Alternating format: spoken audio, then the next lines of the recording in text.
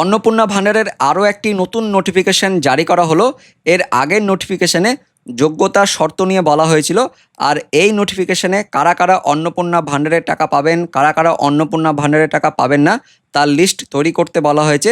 পাশাপাশি আধার নম্বর এবং আধার link bank account number বাধ্যতামূলক করা হয়েছে। আধার নম্বর যদি না থাকে তাহলে আপনি অন্নপূর্ণা ভান্ডারের টাকা পাবেন না, এবং এই লিস্টগুলি 25 মধ্যেই জমা করতে বলা হয়েছে। কি কি বলা হয়েছে এই নোটিফিকেশনে আমরা সব কিছু জানবো এই ভিডিওতে, তাই অবশ্যই ভিডিওটিকে প্রথম থেকে শেষ পর্যন্ত দেখবেন এবং কোনো প্রশ্ন থাকলে অবশ্যই কমেন্টে জানিয়ে দিবেন।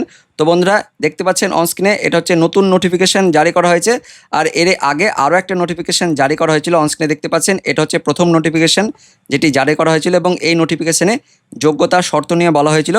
তো কী কী শর্তের কথা বলা হয়েছিল এবং পাশাপাশি কী কী যোগ্যতার কথা বলা হয়েছিল সেটা নিয়ে আমরা অলরেডি এর আগে ভিডিও করে দিয়েছি। যারা সেই ভিডিওটি দেখেননি ডেসক্রিপশানে দিয়ে থাকবে, সেই ভিডিওটি অবশ্যই দেখে নেবেন। আর এখন যে নতুন নোটিফিকেশনটি প্রকাশিত করা হয়েছে দেখতে পাচ্ছেন পশ্চিমবঙ্গ সরকার গভর্নমেন্ট অফ ওয়েস্ট বেঙ্গল থেকে প্রকাশিত হয়েছে নারী ও শিশু কল্যাণ এবং সমাজ কল্যাণ দপ্তর থেকে, যেটি নারী ও শিশু কল্যাণ সমাজ কল্যাণ দপ্তরের সেক্রেটারি সমস্ত ডিএমদের পাঠাচ্ছেন। এবং এখানে বলা হয়েছে request for verification of Annapurna Yojana beneficiaries, অর্থাৎ অন্নপূর্ণা যোজনার উপভোক্তাদের ভেরিফিকেশন অর্থাৎ যাচাই করার কথা বলা হয়েছে। তো কিভাবে যাচাই করা হবে আমরা জানবো। এখানে যেটা বলা হয়েছে যে দুরকম লিস্ট তৈরি করতে বলা হয়েছে।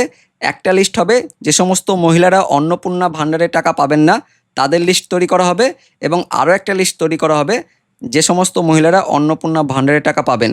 তো প্রথমে দেখতে পাচ্ছেন you are requested to arrange verification of approved beneficiary of Annapurna Yojana, অর্থাৎ অন্নপূর্ণা যোজনার অ্যাপ্রুভড বেনিফিশিয়ারি মানে যারা অন্নপূর্ণা ভান্ডারের টাকা পাবেন সেই লিস্ট তৈরি করতে বলা হয়েছে।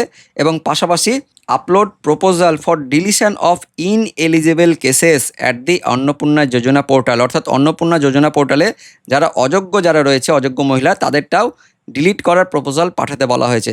এবং কী কী কারণে ডিলিট হতে পারে সেই কারণগুলোও এখানে উল্লেখ করা হয়েছে। 4টি কারণ এখানে বলা হয়েছে। প্রথম যে কারণটা বলা হয়েছে যে প্রথম যে ড্রাফট ভোটার লিস্ট অর্থাৎ খসড়া ভোটার তালিকা প্রকাশিত করা হয়েছিল 16/2/2026 তারিখে, সেই ভোটার লিস্টে যারা অনুপস্থিত ছিলেন অর্থাৎ অ্যাবসেন্টি, তার সঙ্গে শিফটেড ছিলেন, স্থানান্তরিত ছিলেন বা মৃত বা ডুপ্লিকেট যারা ভোটার ছিলেন এই অন্নপূর্ণা ভান্ডারের টাকা পাবেন না, 1 নম্বর কারণে উল্লেখ করা হয়েছে। 2 নম্বর কারণে দ্বিতীয় যে ভোটার লিস্ট প্রকাশিত করা হয়েছিল ড্রাফট ভোটার লিস্ট, সেই ভোটার লিস্টও যাদের নাম ডিলিট হয়েছিল তারাও অন্নপূর্ণা ভান্ডারের টাকা পাবেন না, 2 নম্বর কারণ হিসেবে উল্লেখ করা হয়েছে।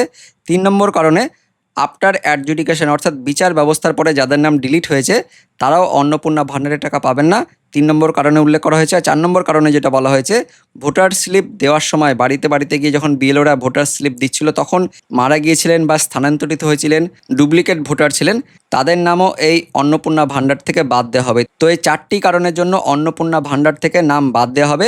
এবং পাশাপাশি বলা হয়েছে এই লিস্ট এসডি অর্থাৎ শহরাঞ্চলের ক্ষেত্রে এসডিও তৈরি করবেন এবং গ্রামাঞ্চলের ক্ষেত্রে অর্থাৎ ব্লক লেভেলের ক্ষেত্রে বিডিওটা তৈরি করবেন। এবং যারা ইনএলিজিবল অর্থাৎ অযোগ্য হবেন তাদের লিস্টটা বলা হচ্ছে ডিএমদের কাছে 25 মের মধ্যে পাঠাতে বলা হয়েছে। এবং কিভাবে এই লিস্টটা তৈরি করা হবে তার একটা ফরম্যাট এখানে দেওয়া হয়েছে। প্রথমে উপভোক্তার নাম থাকবে এবং তারপর তার অ্যাপ্লিকেশন আইডিটা দেওয়া থাকবে, তার আধার নম্বর দেওয়া থাকবে, এবং তারপর কোন কারণের জন্য এই নামটি বাদ যাচ্ছে অর্থাৎ উপভোক্তার নাম কোন কারণে বাদ যাচ্ছে সে কারণটা এখানে উল্লেখ করতে হবে। 1 নম্বর, 2 নম্বর, 3 নম্বর না 4 নম্বর কোন কারণে বাদ যাচ্ছে। ওপরে যেটা দেখালাম এই যে 4টি কারণ, এই 4টি কারণের মধ্যে কোন কারণটির জন্য উপভোক্তাদের নাম বাদ যাবে সেই কারণগুলো পাশে কিন্তু উল্লেখ করতে হবে।